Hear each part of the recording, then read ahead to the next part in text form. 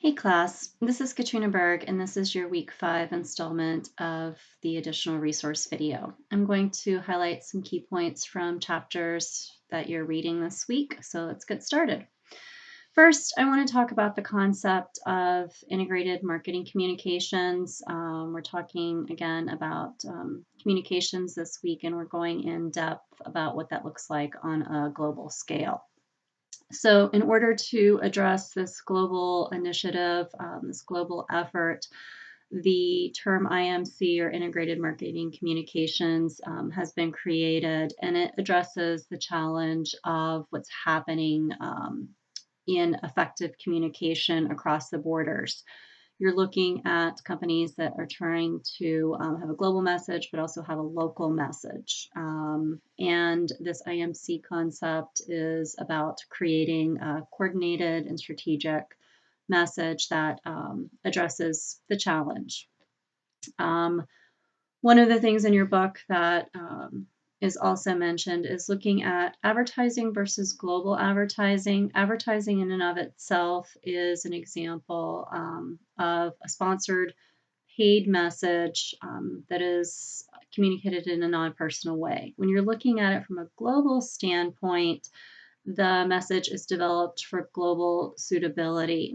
So some images that you may use in a local context may not be appropriate for a global context.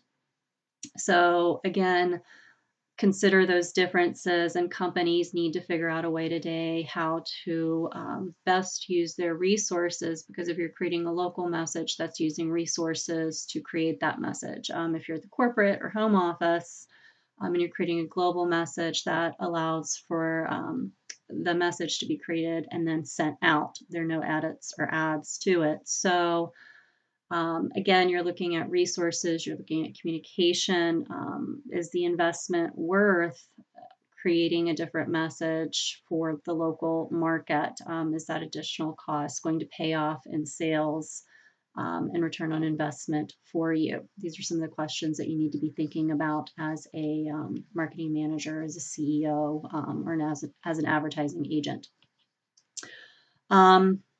Obviously, if you're doing a global message, you're getting better economies of scale, it's more cost effective, and you're getting improved access to communication, again, perhaps based on volume, based on frequency, whatever it may be. You're getting just a better bang for your buck, for lack of a better descriptor. There is an ongoing debate, as I mentioned and alluded to earlier, about the benefits of standard advertising or global advertising versus local. Another way to address that has been what's called a creation of pattern advertising, and this is allowing ads to be adapted to an individual market. The global advertising campaign is created, but it's created with a mindset of that local marketing team can then create a message used with select images, messages, content that can better adapt to that local market. So it's a strategic sort of hybrid version, if you will, of addressing this issue.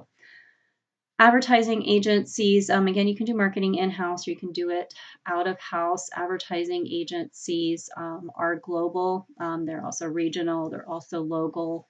So depending upon which method you choose of using your communication strategy, if you want to do a hybrid of in-house and advertising agencies, or solely advertising agencies, which may be better at local advertising, whatever it may be, just be aware that those agencies exist. Ad development, when you look at the process, and some key terms to consider are looking at the creative strategy.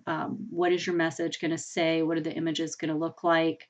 Then you're going to consider appeal. Which appeal do you want to approach the consumer with? Is it a rational appeal or is it an emotional appeal? That's going to matter. Then you go to question your selling proposition. What is the promise that is going to capture that consumer? What is your product or service or idea going to do?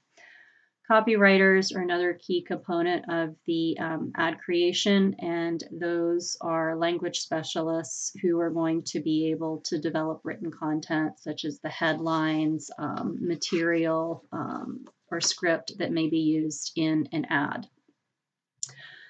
Another component that is becoming more and more important in advertising and communication today is called public relations. So public relations is an important part of the global campaign as well because it's telling your story, it's building goodwill, it's building an understanding of who you are as a company and your product. So some additional ways that you can communicate with your customer about your product or service include sales promotions, consumer sales, trade sales, sampling, coupons. You can do direct selling. You can maybe even use catalogs. Again, consider what's appropriate in your region and in your market. Today, we in the US think catalogs, oh my gosh, that's a waste of paper potentially. In some countries, those are valuable ways to share your product or service. That paper is valued and kept.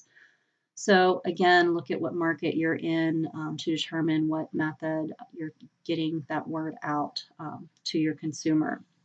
And then what that consumer perception might be about your method and channel. Sponsorships and product placements are also another way to get in front of the consumer and are becoming more prevalent. I'm sure you've seen some product placements in movies. This also happens in other markets as well, so be aware of that. Let's finish up by talking about leadership. We've talked a lot about content and technical. The leaders matter and the leaders' visions matter. In order to be a successful CEO, in order to be a successful marketing director, manager, part of the marketing team, you need to have a global vision and you need to be able to communicate that vision to your staff internally, externally, to your partners, your vendors, to your advertising team.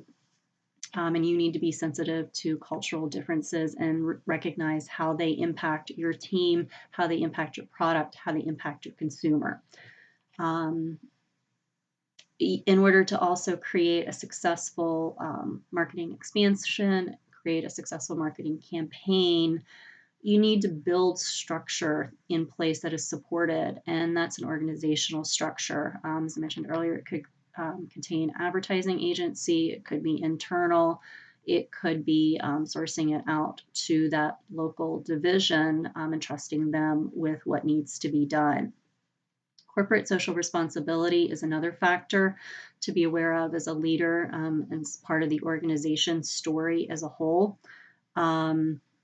You need to be aware of the stakeholders and how you impact them locally and globally. Again, this is part of your messaging, part of your brand identity, part of who you are, part of that product or service. All of these need to work together.